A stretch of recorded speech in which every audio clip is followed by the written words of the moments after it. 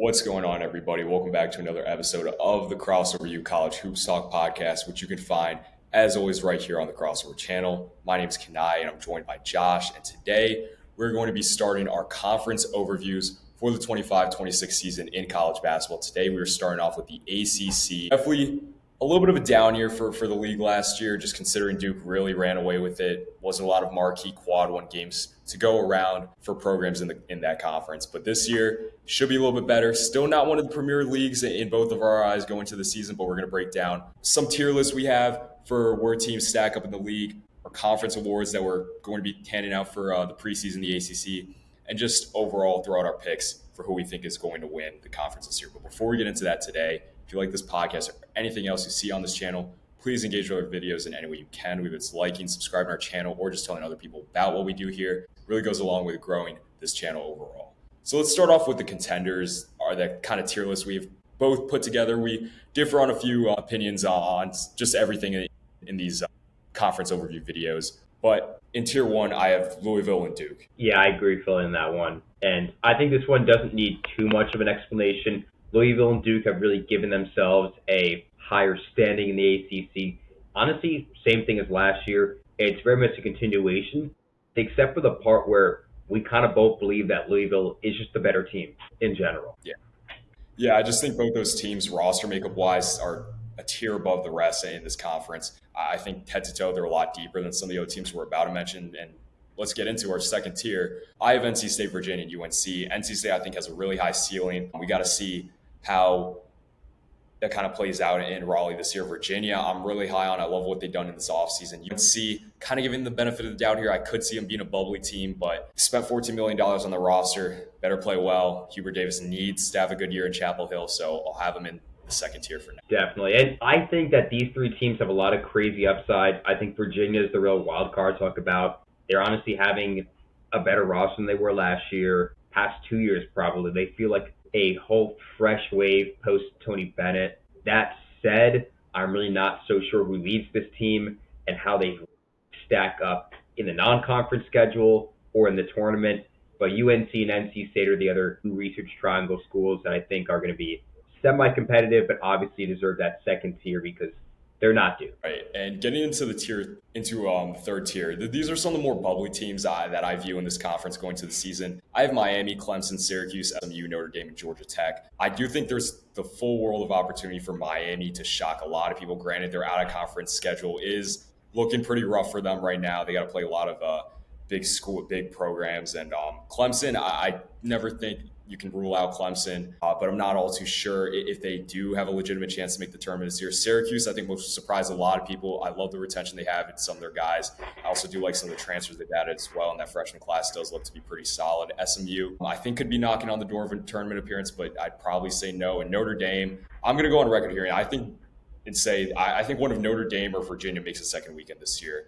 That could be something I say for a hot take video that we might put out for our preseason hot takes if we ever get around to making a video like that. But I'm really high on Marcus Burden. I think he's going to be on the first team ACC this year. And Georgia Tech, I like Georgia Tech's roster. Kind of got to see how it all works together, but they did add some pretty marquee transfers. So I definitely think all these teams got a shot to make the tournament, but probably going to be on the bubble the majority of the season. Yeah, I couldn't agree with you more. I like the upside in Notre Dame. I feel like them and Syracuse, and to an extent Clemson, have this very underrated part of their style, and especially their rosters as well. I think Marcus Burden is by far one of the least talked about good players, and I guess you can probably throw in JJ Starling, who will be really well supported this year compared to last year, which gives him his role. Miami, I've heard as well, but I kind of want to mention Georgia Tech just for a minute. Personally, me and I were leaving them off the list before this, but we did some research, and we saw there is a path.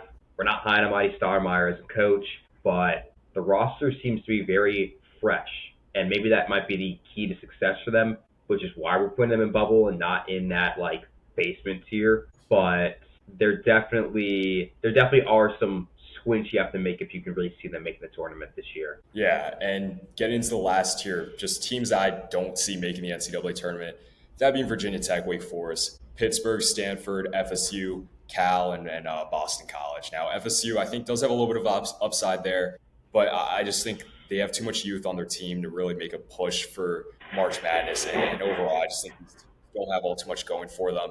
And it would already is a weak conference. Yeah, I think the only thing I really want to touch upon is Boston College. I think they honestly could go undefeated in conference play. They are probably the worst Power Five team right now, in my honest opinion, and it does not get any more embarrassing than what could happen this year, especially considering the ACC is probably the worst Power Five conference. But Boston College really shows just how bad they are, and the fact there are so many teams in this.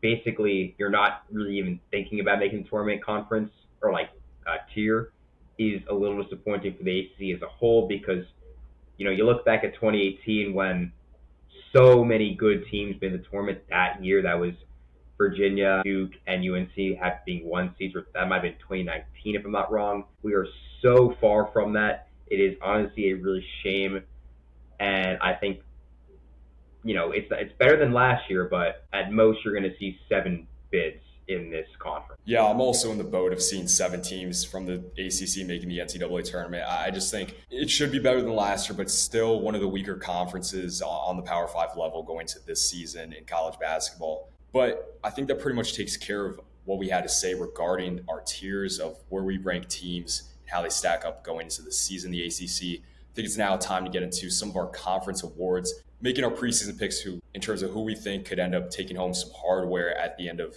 ACC regular season play. My player of the year is Cam Boozer. I'm really, really high on just the talent that he's coming into to Durham with. And John Shire's gone on record and says he thinks Cam Boozer could have the impact Cooper Flag did.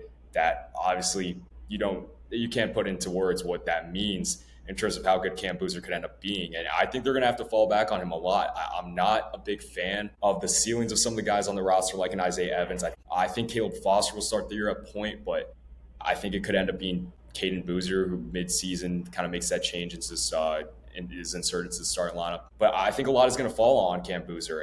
A lot of weight's going to be on his shoulders to score a lot, and I think he's going to be able to do it. Really unique skill set he brings at the 4, and he's also my pick for freshman of the year too. Yeah, no, I have a similar view on player of the year, but I'm going to take a little limbo on it and give rookie of the year, or freshman of the year, I should say, to Michael Brown Jr. out of Louisville, who I think, honestly, Louisville will probably win the conference, and I think Michael Brown will probably be that reason why. I do think Cam Boozer is just a general better player, but in conference play, Michael Brown, even as a freshman, has just shown so much more ability, and he will be leading a really, really star-studded team. I think Boozer is carrying Duke a lot more, which is why he probably deserves that Player of the Year award. But the way that Michael Brown's coming into the scene is so deserving of that Freshman of the Year award, and I hope they battle it out for both of them, to be honest with you. Yeah, and who was your pick for Player of the Year? Was it Cam Boozer? Yeah, I have Cam Boozer as well. Yeah, Mikel Brown has a great argument there. I'm really, really high on him, and he's going to get his name mentioned fairly shortly from me. But for something we're going to do here, along with our conference awards, where we're going to throw out a newcomer, which is basically the transfer of the year that we are picking for each conference, who we think is going to be the highest impact transfer. I'm going with Ryan Conwell here. There's a plethora of guys, even on Louisville's roster alone, that you could go with. Adrian Woolley, McNeely. I'm sure he's going to bring some great shooting. But I just think Ryan Conwell is one of the more underrated players in the sport. Like Josh mentioned, I just think he's going to put the country on notice this year. He's playing a legit Power 5 program. I understand it was at Xavier last year, but he lit it up. Xavier doesn't really have the presence in the college basketball world that Louisville does historically as a program. He was at Indiana State prior to Xavier, and he's put up big numbers everywhere. I think he's one of the best tough shot makers, if not the best, in the sport going to this season. I think he's going to light it up for the Cards this year. I'm going Darren Williams, or the newly anointed D5. I like that nickname as well. Pretty much just because Will Wade's going to give him the ball. I think D5 is going to be the number 1 ball handler at a pretty decent NC State. And because of the load he's going to carry, he's probably going to be a top 3 scorer, if not a top 1 scorer in the conference. And I think he would deserve an award like that. And he'll definitely be in the running at some point for Player of the Year in conference. But I like to pick for Ryan Conwell as well. He's a very underrated and well-deserved player for a role like that. Yeah, and Darren Williams is a great argument for himself, too, to be a player, or I should say transfer of the year in this conference, even Player of the Year. I think he has a really high ceiling, just going off of what he did at Texas Tech last year. But to get into Coach of the Year, Could go a lot of different directions with this. Could give it a Shire again. I'm sure Duke is going to have another productive, successful season in the ACC. Could go Will Wade, first year out in Raleigh. Could end up being like another Pat Kelsey story. But that being said, I think my coach of the year pick is going to be Pat Kelsey. I think he could have won it last year if Shire didn't have the year he did at Duke, where they won all those games in ACC play, nearly went undefeated. I think they only lost 2 or 3 games at most. I forget off the top of my head last year in ACC play.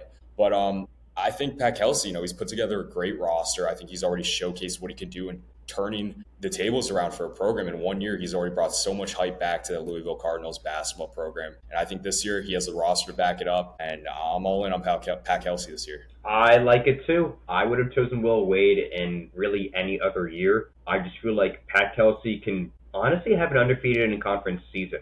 Like this might be the best Louisville team since the national championship squad in 2012, and it deserves the award more than anything else. I will throw some shade to Will Wade. I will throw some shade to Shire, but I just feel like there's no other true way to say that there is just one good team with one good coach in this conference besides Duke, and it's Louisville. And for getting to where they are right now deserves the award 10 times over, considering where Louisville was 2 years ago, winning 4 games, 8 games in a whole season. They won 27 last year. They could win 29 this year. Or not 29, but they win the other 2 games in conference.